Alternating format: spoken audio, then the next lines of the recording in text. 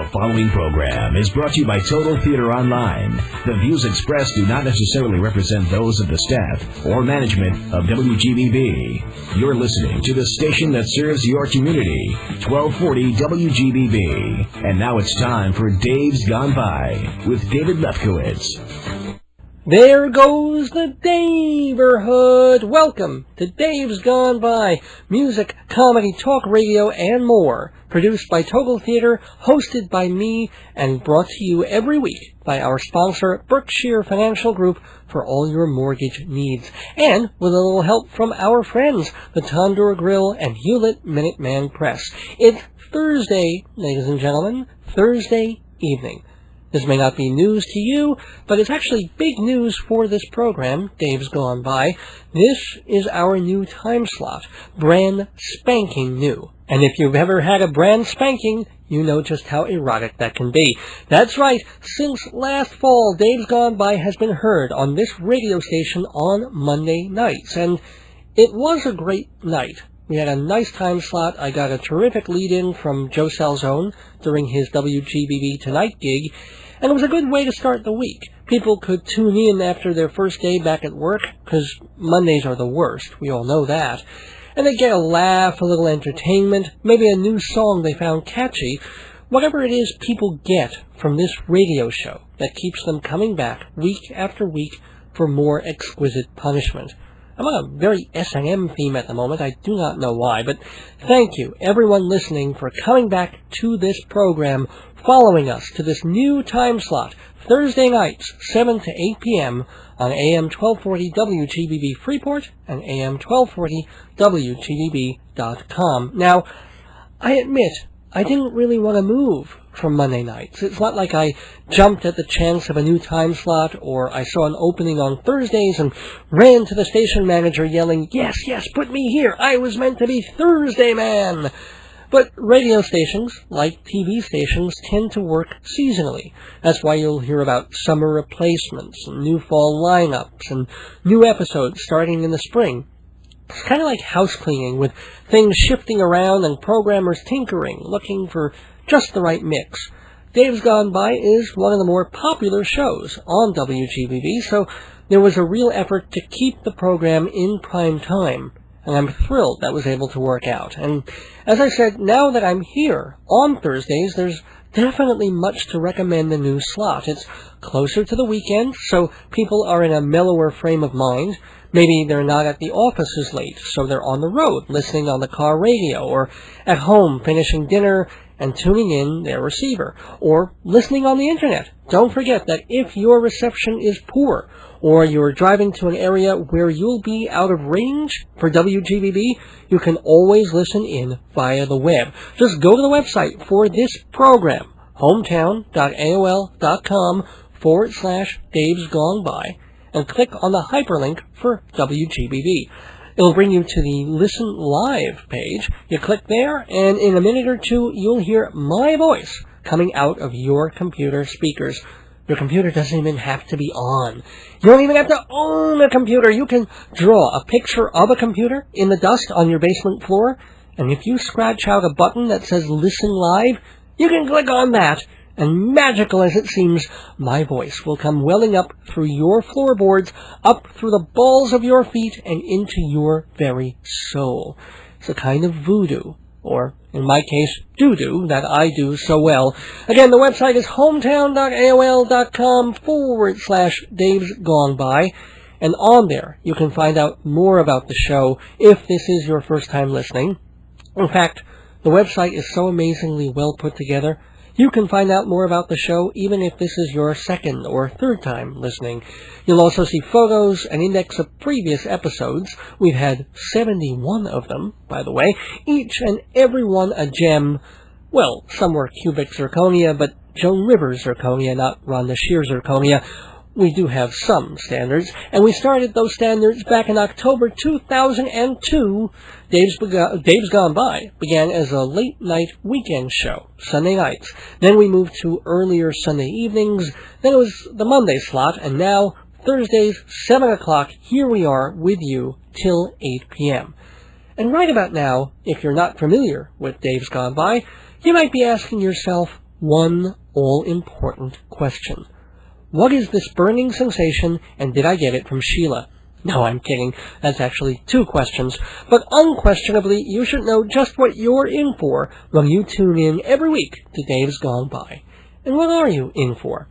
But that question has 2 answers. The first is that you're in for comedy, sketches, songs, routines, the weekly news gone by. You're in for talk radio, interviews, monologues, phone calls, and you're in for music. Everything from novelty songs to classic rock and a world of sound in between. In other words, the first answer is that you're in for a mix of smart talk, silly talk, serious talk, and music. The second answer about what you're in for is, I don't know. One of the key facets of this show, its raison d'etre, if you will, is that it also tries to be surprising. Just when it settles into a pattern, we try and throw something different into the mix, a new idea, a new character, an amazing guest. The format of Dave's Gone By is kept purposely mutable, so a good chunk of one episode might be given over to Broadway shows the following week. Not a peep about the theater. Instead, we do a sketch about politics, and I rant about George Bush for a while. The following week, mostly music, and so on and so forth. So each week, a little different. Each week, something that keeps me from getting bored, you, hopefully, from getting bored with me. And who is me? Well, I'm Dave. Dave Lefkowitz, radio personality, theater critic, journalist, and humorist. And this is my show, Dave's Gone By, episode number 72. And I thank you all for tuning in and following this program to its new home. For your reward, this episode of Dave's Gone By will function as kind of a sampler, a poo-poo platter, if you will, of what we're all about. So we will have the news gone by. That's kind of our flagship segment. We do it almost every week. Think of it as Weekend Update meets The Daily Show meets Howard Stern goofing on the news. We'll also have a segment called Dave Goes Off. It's basically where I get to rant and rave about stuff in my own gently amusing, sarcastic, and thoroughly adorable way. Other segments we do, though not necessarily tonight, include the World Weird Web, musical birthday salutes, trivia, Dave's Got Guests. It really is a mix. So now you pretty much know what the show is.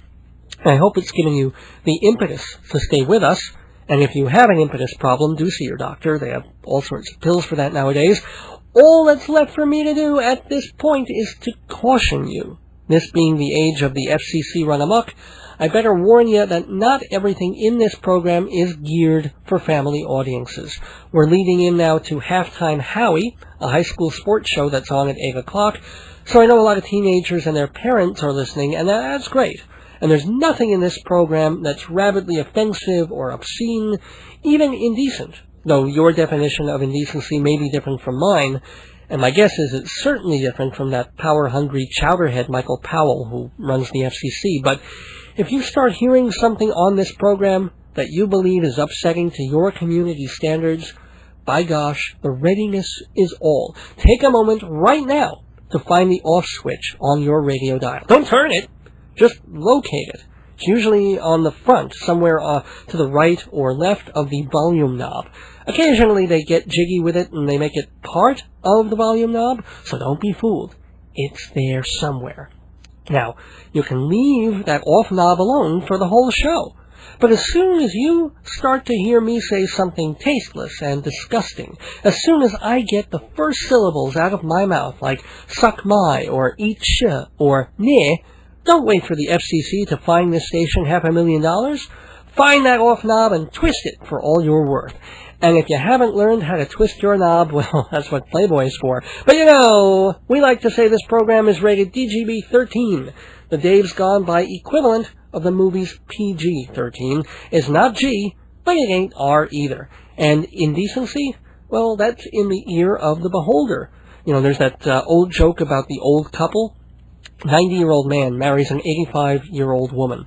On their honeymoon, he asks her, "Darling, how do you like the way I make love?" She tells him, "Morty, it's indecent." He replies, "Is that one word or two?" Yes, that's the level of humor here on Dave's Gone By. That's what got this program where it is today, wedged between a gaggle of Chinese missionaries and an onslaught of Meckham wannabes. But hey, it's prime time. You're here. I'm here. And let's hear a little David Bowie. People who've listened to this program for a while know I'm a fairly big Bowie fan, basically because Heroes is my favorite song in the whole world.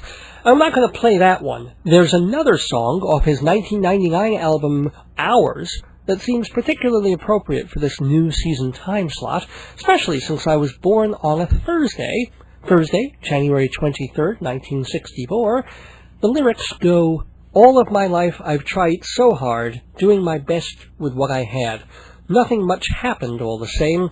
Something about me stood apart, a whisper of hope that seemed to fail. Maybe I'm born right out of my time, breaking my life in two. Throw me tomorrow. Now that I really got a chance, throw me tomorrow. Everything's falling into place. Seeing my past to let it go, only for you I don't regret. And I was Thursday's child. Monday, Tuesday, Wednesday, born I was. Sometimes I'd cry my heart to sleep, shuffling days and lonesome nights. Sometimes my courage filled to my feet. Lucky old sun is in my sky. Nothing prepared me for your smile, lighting the darkness of my soul, innocence in your arms. Throw me tomorrow. Now that I really got a chance, throw me tomorrow. Everything's falling into place, and I was Thursday's child."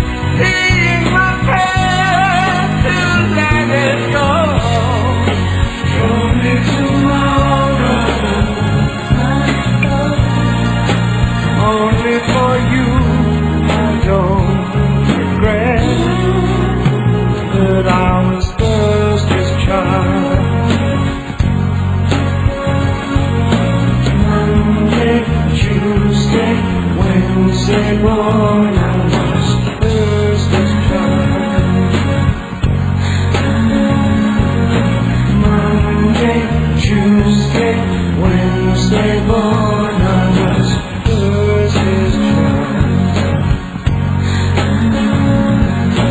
Monday, Tuesday, Wednesday morning was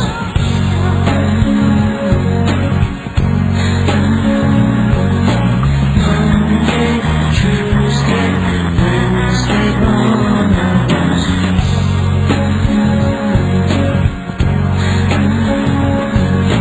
Monday, Tuesday, Wednesday morning was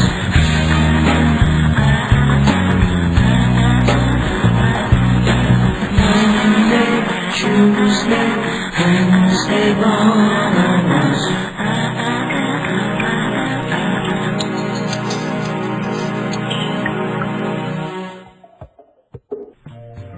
Right about now, I could go for some chicken tikka masala, lamb biryani, or lobster and coconut cream sauce. Finally, the South Shore has a Northern Indian restaurant, Tandoor Grill, on Sunrise Highway in Rockville Center. Open 6 days a week for buffet lunch and full dinner, plus a 300-seat catering hall. Tandoor Grill, 222 Sunrise Highway, Rockville Center, 516-766-4440, or see the Indialicious menu at tandoorgrill.com.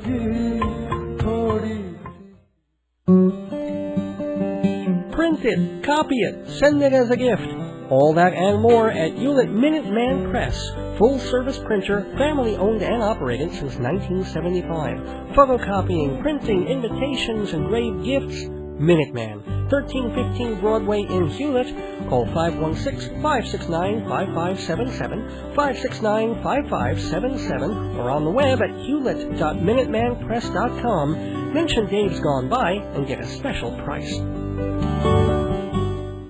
Welcome back to Dave's Gone By, and the segment I like to call Dave Goes Off. Off on a topic, off on a rant, off on a rave. It's going to be kind of mellow this time, because again, this is our first show in the new time slot, Thursdays, 7 to 8 p.m. So if you're just tuning in now, welcome. We used to be on Mondays. Now you can hear the show every Thursday on this station. So, wanted to give you all an idea of who I am and where I'm at. So if you're new to the show and you're wondering, who is this guy and what is he about and is it curable, I'm going to give you the basics, the stats, the stuff you might want to know to get you up to speed on Dave's Gone By so that you won't feel like a Johnny-come-lately, or if you're a woman taking Viagra, a Jane-come-frequently. No, but, just to make sure that I want you to tune in week after week and get used to the show and enjoy the show. If not, you can tune left to the liberal radio station that's off the air at the moment. I hope they pay their bills and come back, or if not, there's Spanish stations up and down the dial for a little salsa. But I do some verbal salsa on this show, and so you know where I'm coming from, let me give you the stats. My name is Dave Lefkowitz. Was born in Brooklyn, New York in 1964 to wonderful, wonderful, terrific, and delightful and perfect parents, Brenda and Philip Lefkowitz, who are both still with me, thank God, living on Long Island, kind of near where I live. And there's also sort of psychotherapy issues in that, but we won't get to that right now. I'm Jewish, if you couldn't tell by my name or by the level of angst and guilt that regularly peppers my speech. Went to Hebrew day school, not really yeshiva, although I might have gone to that had I stayed in Brooklyn. I am circumcised. In fact, helps me stay in touch with my Jewish roots. I get recircumcised every 3 years. Because, the cuts keep getting smaller and more painful, but hey, it's a small price to pay for being chosen. In all seriousness, Jewishness does inform my persona. I have Brooklyn roots. I moved to Long Island around my bar mitzvah time, and I'm pro-Israel and pretty strongly pro-Zionist, so you will hear that coming out in some of my rants and some of my political talks now and again. As for my schooling, so if you think I'm an ignoramus, here's who to blame. I was actually a very good student all through elementary school, one of those teacher's pet kind of kids. Went to New York University back when they were still letting anybody in. And I still have resentment against Harvard and Yale, and I've ranted about this on the show. I always root against their football teams because when I applied to college, basically guided by my guidance counselor, who I guess had my best interests at heart, she said, all right, you want to be artistic, you want to be creative, you want to go to NYU, but, you're saying you also want to go and try for the Ivy League.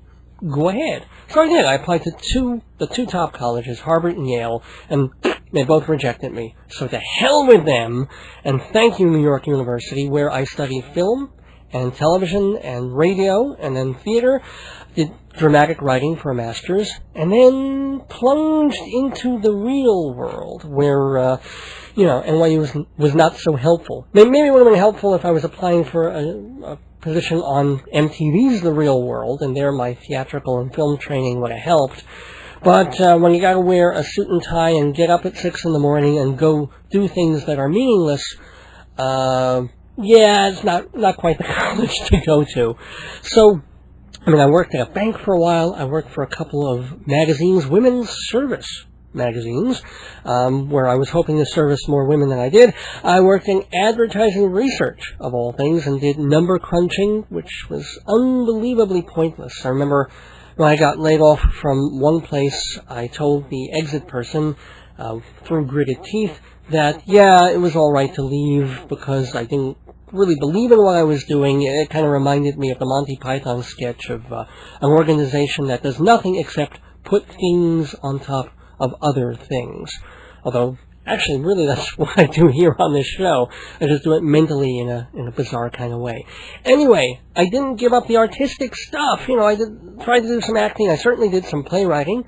The Triple Wedding is a full-length play that you can buy if you want to. It's in a book that's on my website.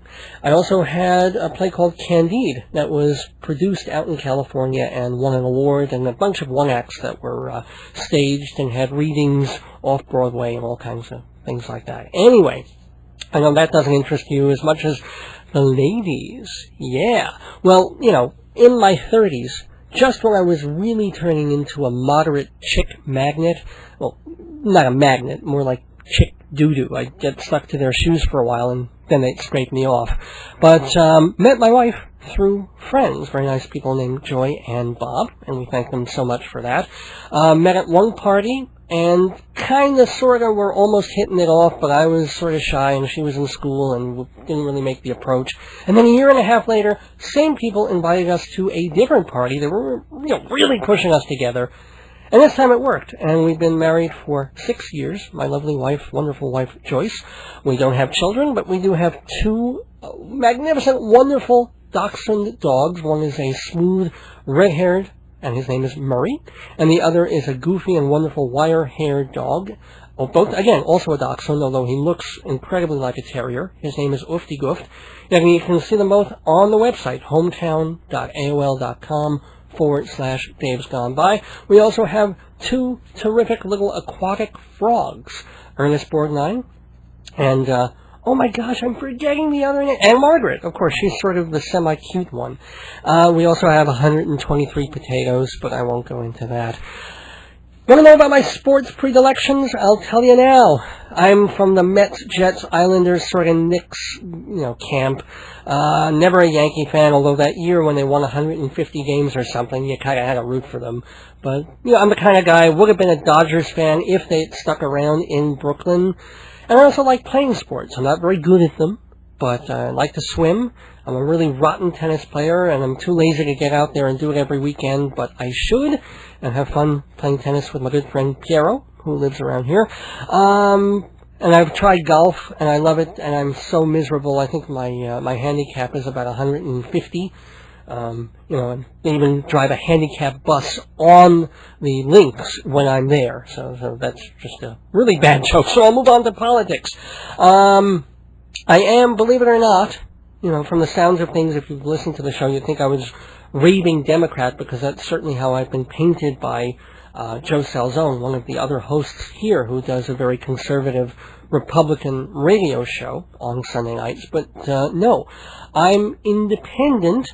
usually Democrat, but I have voted Republican. God knows I'm going to be a Democrat this year. I'm of the ABB camp. Not just anyone, anything but Bush. If they were to take a human fingernail with, a little bit of moisture on it, I would vote for that for president this coming year. As far as, the issues that would make me one party or another, well, let's see, capital punishment, I'm not as 100% for it as I used to be, but I do think there are some crimes where the death penalty is absolutely considerable. Abortion, I'm extremely pro-choice. I'm incredibly worried and incensed at John Ashcroft. First, for this whole partial birth abortion thing, which, okay, I sort of understand. It's almost human, sort of, at that point, and you want to protect it. Maybe I'll grant you that leeway. But now you know his whole thing, and he's doing this with the death, or the penalty for a crime of murder of a pregnant woman where the baby, no, not the baby dies. The fetus or the embryo dies with it, and they want to tack on as if that were another human life being taken. And I'm saying, look, killing a pregnant woman is really bad enough. Killing a woman, an innocent person, an innocent man, is bad enough. Make the penalty so horrible for that you don't have to double it by making believe there's sort of another full human being life that's been taken. Just do that, because obviously it isn't about really giving the criminal more punishment time. It's about trying to prove that embryos and fetuses are already human, and therefore disallowing abortion, and that's the whole Ashcroft thing. Okay, we'll get to that another time, but that's my position. Taxes, this being April 15th, and we all despise the tax man. Should we have more taxes, fewer taxes? I'm always of the mindset of doing more with the taxes we have.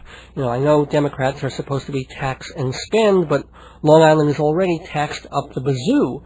And George Bush's mania and the Republicans' mania for cutting taxes is always nice to hear, but it really isn't connected to anything else. I mean, what's the point of getting 1% back on your taxes if gasoline, heating oil, milk, healthcare, subways, buses, rails, now taxis, education, they're all going up 20%, while salaries stay the same or go down. So getting a couple of hundred back on a few taxes at the end of the year, it doesn't even compare. As far as Iraq, oh boy, I spent most of the early parts of the season last year on this one. I say get in, blow it up, get out. The reasons for going in were basically lies from the Bush administration.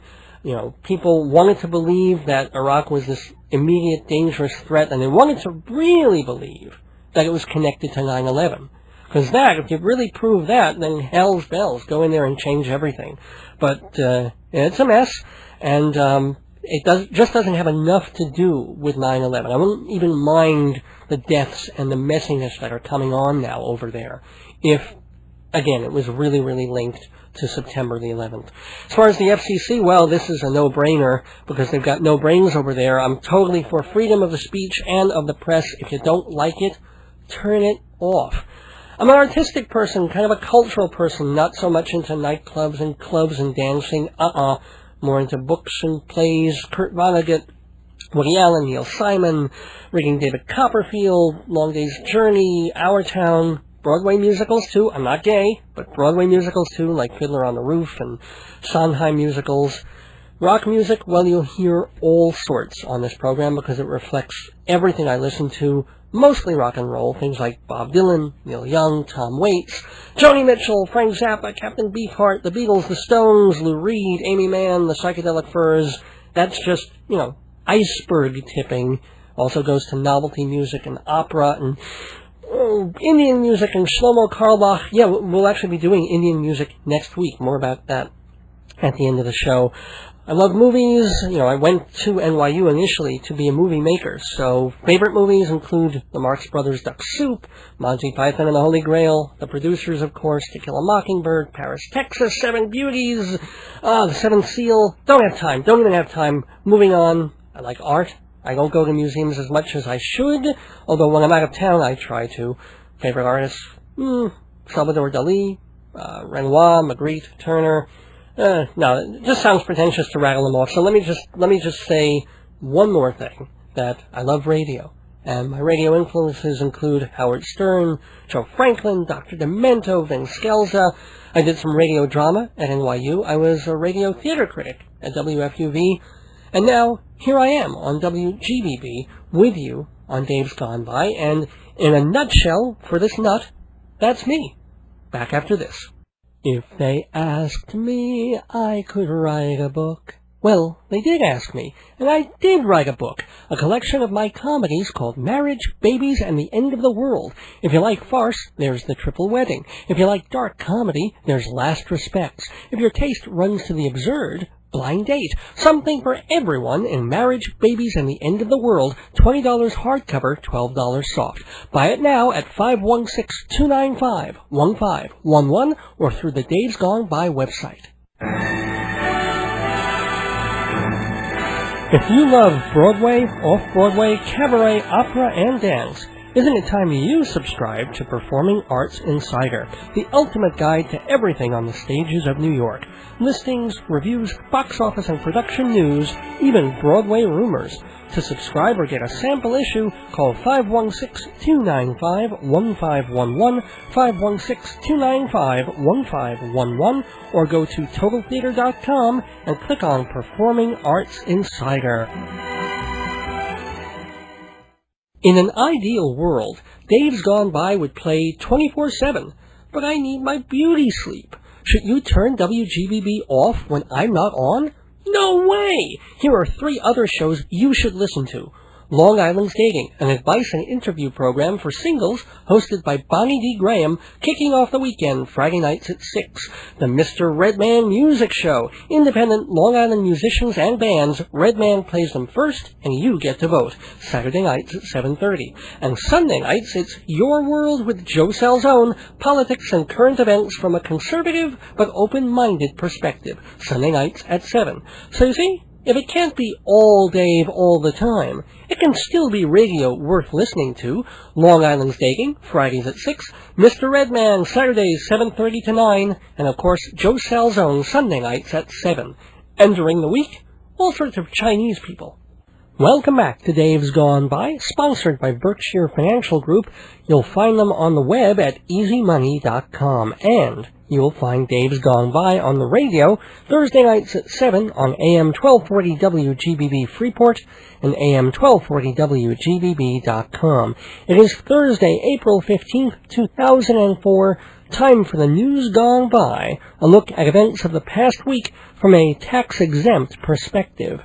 In economic news, for the second week in a row, gas prices hit another record. According to the Associated Press, the nationwide average rate for gas of all grades has risen to $1.82. That is up 31 cents a gallon since December. The worst prices are on the West Coast and, guess what, the Northeast. And prices are expected to go up a little more and pretty much stay there all through the summer driving season. Now, there are 2 reasons for the recent price jump. 1, the domestic oil reserves are down this year. And 2, don't forget that in the Middle East, we are at the mercy of a cabal of shifty, greedy, price-fixing millionaires who have nothing but contempt for America. And Halliburton aside, there's also OPEC. In religious news, well, art not only influences life, but art also influences art. And rightly or wrongly, Mel Gibson's controversial blockbuster The Passion of the Christ seems to have had an effect on other forms of religious entertainment. According to Newsday, parents and children were aghast at an Easter pageant last week in Glassport, Pennsylvania. Apparently, the Glassport Assembly of God, which put on the pageant, wanted to show that Easter wasn't just about egg hunts and peeps and chocolate rabbits. It's about Jesus and the crucifixion. So, one segment of the production showed the Easter Bunny being whipped, with the other actors breaking his eggs. One audience member told Newsday the show also featured a drunken man and a self-mutilating woman, and the other actors announcing, "There is no Easter Bunny." "It was very disturbing," she said, quote, "I couldn't believe what I saw. It wasn't anything I was expecting." Another woman regretted that she brought her 4-year-old son, saying, quote, "He was crying and asking me why the bunny was being whipped," unquote. For her part, the woman playing the Easter Bunny said the theater company wanted to be irreverent while also reminding people of the true Easter story. She also said that their next production, The Night Before Christmas, will show Santa Claus being flayed while dragging his sack of gifts across the desert, while the other reindeer cut off Rudolph's nose and nail his antlers to a tree. Speaking of Easter violence, here's a story from the Weird But True column published locally in the New York Post. Kids on an Easter egg hunt in Flint, Michigan, were poking around on the grounds of an elementary school. They didn't find colored eggs, but they did find 2 loaded handguns, one of which went off when they picked it up. Nobody got hurt. Police are still searching for the owner of the firearms, though witnesses report they saw an 8-foot rabbit running through an alley and stashing 3 crack pipes under a bonnet. Also in religious news, Jewish leaders are upset at a continuing practice of the Mormon Church in Salt Lake City. The Mormons believe you can baptize somebody posthumously to save their souls in the afterlife. In the ceremony, a living Mormon will stand in for the deceased. It's assumed that the dead person's closest living relative approves of the baptism, but with its family tree database of 400 million names, the Mormon Church has gone a little bap-happy. For years, they have been baptizing Jewish Holocaust victims. Isn't that lovely? Either they think those victims are ancestrally related to Mormons, or they just want to keep the dead Jews from going to hell. Either way, they are reneging on a promise they made in 1995 to cease and desist, said one rabbi and a founder of the L.A. Wiesenthal Center, quote, "It's ridiculous for these people to pretend that they have the key to heaven. Even if they say they want to do somebody a favor, it is not a symbol of love, it's a symbol of arrogance," unquote. Which is why Jewish groups are considering a lawsuit against the Mormon Church to stop these unholy confirmations. If that doesn't work, they will try the next best thing, finding terminally ill Mormons and forcing them to buy their cemetery plots retail.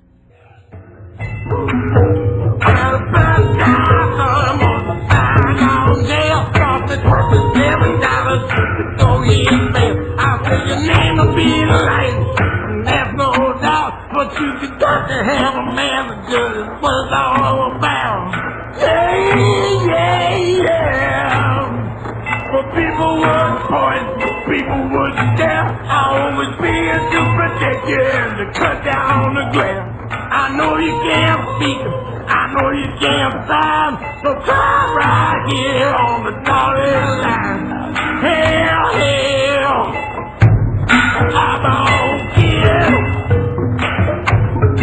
Well, he was born without a father, not even brown. I made a kid a promise, I made a kid a vow. He's not conventionally handsome, he'll never be tall. He said, all I got to do is look with the Carnegie Hall. He's just a little bitty thing, he's just a little guy. Well, women go crazy for the big blue eye. How does he dream? How does he sing? When he can't even speak, and he can't even blink. I'll say, hell, I'm on in. In fashion news, well, I'm fine with pierced ears, and I don't mind unusual haircuts or dye jobs. I don't like tattoos, but to each his own, and piercing things like tongues and belly buttons and peni and clitori, well, thanks, but no thanks. But now, there's something new. According to Reuters, the latest fashion trend to hit the Netherlands is eyeball jewelry. I'll repeat that. Eyeball jewelry. Dutch eye surgeons implant a tiny jewel eye in the mucous membrane of the human eye. The cost is a little over $1,000 to implant a heart-shaped or moon-shaped object right on the white of your eyeball. 6 surgeries have been done so far with no complications or side effects. Although one woman with an eye ring was seriously injured, she caught her fiancé cheating and detached her retina, throwing the ring at his face. In sporting news, congratulations to a very lucky idiot. Ashley Revel, a 32-year-old British man, sold all his possessions, everything he had, and then went to Las Vegas. He took $135,000, and he put it all, every cent, on red. The roulette wheel spun, the crowd roared, and he walked away with double his money. Revel's father told the press he was against the gamble, saying, quote, "He shouldn't have done it. He's a naughty boy. I've got 4 other kids, and now they'll all want to go the same way," unquote. Asked what he would have done had the ball landed on black, Revel said he would have continued playing roulette until he hit. Of course, in that case, it would have been Russian roulette, but time for a little toilet humor on the news gone by. The Daily News reports that despite a pledge by Mayor Bloomberg to fix broken bathrooms in New York City public schools, hundreds of toilettes are still in awful disrepair. Stalls without doors, bowls that don't flush, obscene graffiti. Schools estimate it will take $300 million to fix and update the city's ancient plumbing facilities. Mayor Bloomberg has promised $30 million towards the worst of the worst, and he said on his weekly radio show last summer that calls to the 311 government hotline about the issue would bring instant results. He even promised, quote, "You may rest assured, if I have to go and fix it myself, it will be done today," unquote. Well, we have yet to see Mayor Mike on his knees with a plunger and a flush valve, which is why one parent at a Queens vocational school told the Daily News, quote, "My kids won't use the bathrooms at all because they're so bad. The children come home jumping in their pants," unquote. Upon hearing this, Michael Jackson donated $100 million on the condition that he could watch. Speaking of things intestinal, a new study out of South Carolina Medical University shows that virtual colonoscopies may not be as accurate as once thought. Initial studies promoting the procedure were based on just one hospital. The newer study shows that virtual colonoscopies diagnosed larger polyps only 55 times out of 100, and they were only 40% accurate finding small polyps. Dr. Peter Cotton, who led the new study, said the findings will definitely, quote, "throw cold water on the new method, but don't count progress out. I suspect that in 5 years' time," he said, "with better software and training, this will become a useful technique," unquote. I agree. I just think it's a shame to find the AMA falling behind in growth instead of finding growths the falling behinds. No, but the really funny part is that the AM New York newspaper reports that in the latest study, quote, "the patients underwent virtual colonoscopy first, then traditional colonoscopy on the same day," unquote. The same day? Man, who's running that study? Dr. Mengele? I mean, screw John Wayne. That is the definition of toughness. 2 butt scopes before sundown. And who volunteered for that regimen? And, and then they do the easy one first. That's what's strange. You figured they'd get Godzilla out of the way and then worry about Cujo. But no, not these guys. It's like first they do the fishing line, then the garden hose. And it's like, yeah, I'm going to have a root canal in the morning, then I'll rest for an hour, and then I'll get some kids to kick me in the face. Here's another weird but true story. Patrons of a nude beach in Canada are enraged at the University of British Columbia. Why? Because the college has plans to build a dorm on a cliff overlooking the site. Beachgoers are worried that if the university does go through with the plan, the students will use binoculars and webcams to destroy their privacy. If the university doesn't go through with the plan, well, I'm stopping my enrollment check immediately. Speaking of which, results of a study by the American Cancer Society show that frequent sex and masturbation do not increase the risk of cancer in men. This contradicts a previous study, one that seemed to suggest that lots of nookie exposed men to more germs and viruses. But the new study not only shows no difference in the cancer rate between men who had almost no sex and those who had 1 or 2 ejaculations a week. Not only that, men who let off more than 13 splooges a month actually reduced their cancer risk. Doctors say that's because ejaculations flush out the calcifications linked to prostate trouble.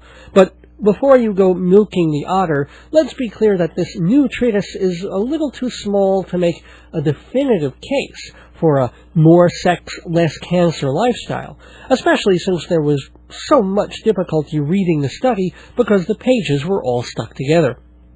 Some sad celebrity news. Condolences to Weird Al Yankovic, who lost both of his elderly parents this weekend. His dad was 86, his mom 81 with Alzheimer's.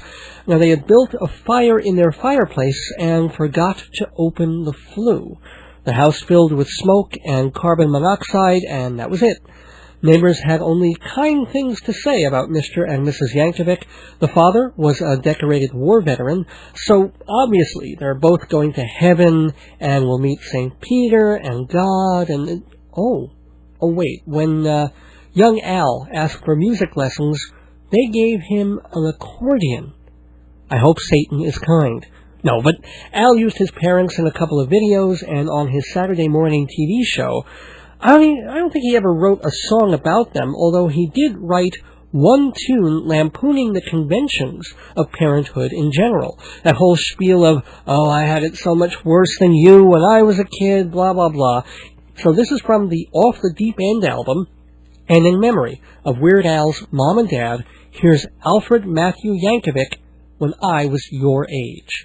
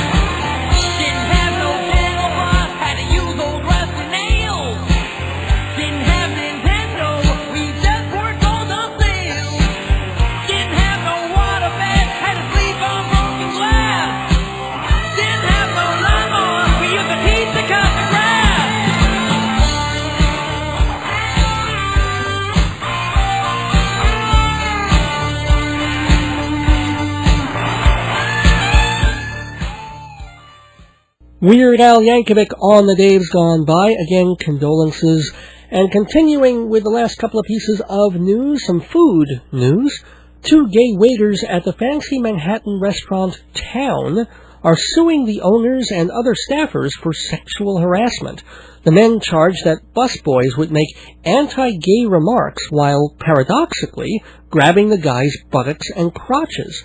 The plaintiffs also accused the general manager of constantly hitting on them, And worst of all, the sommelier would allegedly take wine bottles and shove them in their butts from behind while saying, "Is it big enough for you? Maybe you're used to magnum size." Now, in his defense, the sommelier said the waiters were overly sensitive, and besides, a trained maitre d' should be able to tell a fine Chablis from a tepid Merlot just by swishing it around his anal rim. And as for champagne, well, what's the point of being gay if you're still using your hands to pop the cork? But finally, in the news gone by, bad luck for a Hong Kong man who was calling his boss to say he'd be late for work. When he pressed the button to hang up, the phone exploded into pieces.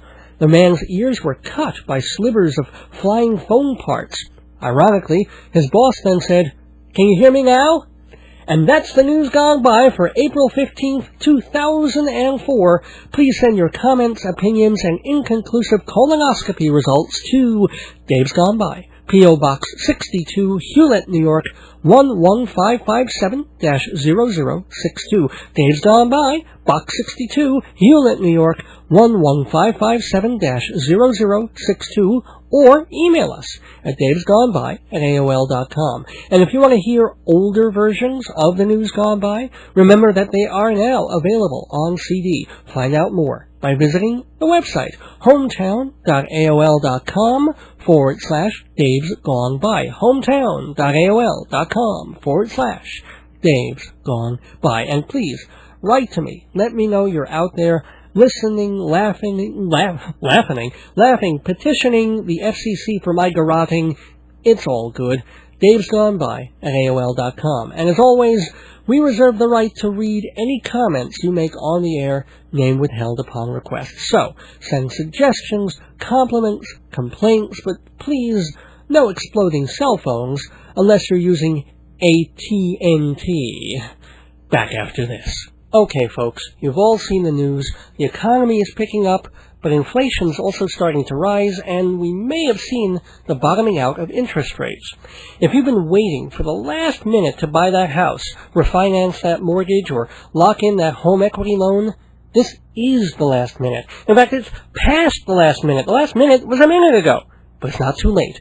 Not if you have Berkshire Financial Group on your side. At Berkshire Financial, it's all about customer service. It's all about caring for the client. And they do it by meeting your financial needs.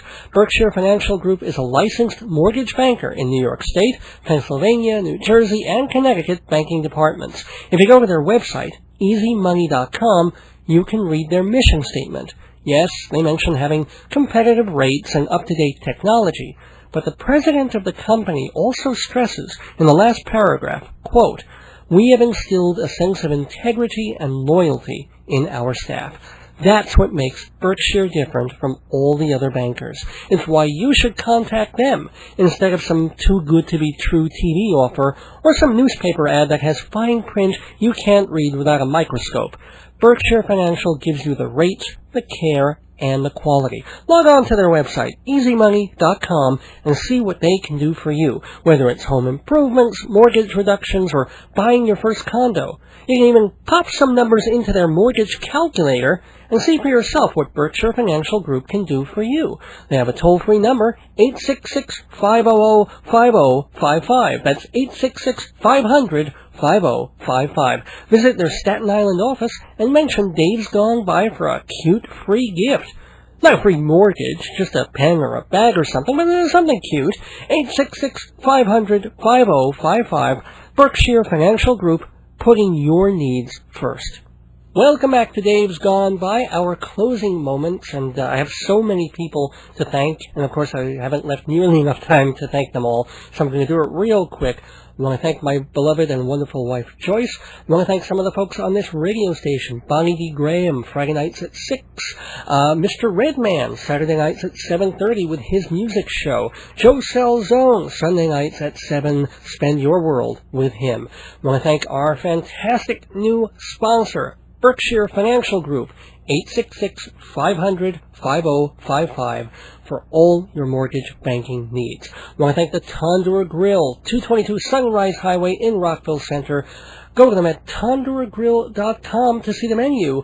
It's Indialicious. And hey, mention Dave's Gone By, and you get 10% off your check. Hewlett Minuteman Press, 1315 Broadway, 516-569-5577. TotalTheater.com and the Theater Guide Performing Arts Insider Magazine. Gotta leave more time next time for all these thank yous. Because that does it for the 72nd episode of Dave's Gone By. But tune in next Thursday. Is going to be very cool, because this weekend I'm seeing a concert in New Jersey with legendary Indian ballad singer Jagjit Singh. So I'm going to have an out-of-cultural experience, which I'll report back on and play some music next time. I told you, every Dave's Gone By is a little different. You gotta tune in to find out how. So look for us next Thursday night, 7 p.m. Until then, don't miss your days going by. This is Dave Lefkowitz. Good night. The weekend is only a day away and gone by. I will go on my way and jump the hedges first. Drink the clear, clean water for to quench my thirst. And I will watch the ferry boats and they'll get high against the blue ocean, against the moral sky. And I will walk and talk and gardens all wet with rain.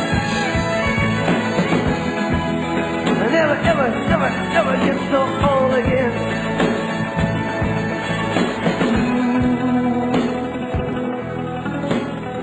Sweet thing. Yeah, yeah, yeah, yeah, yeah. Sweet thing.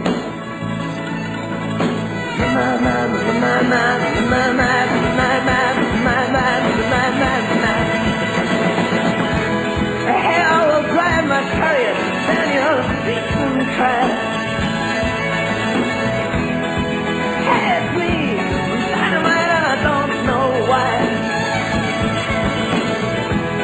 And you will take me, warm your arms again. And I will not remember that I ever felt the pain. And I will walk and talk, and God is all wet with rain. And never, ever, ever, ever, ever get so old again.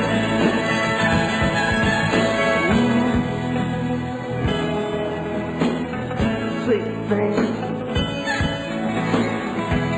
Yeah, yeah, yeah, yeah, sweet thing.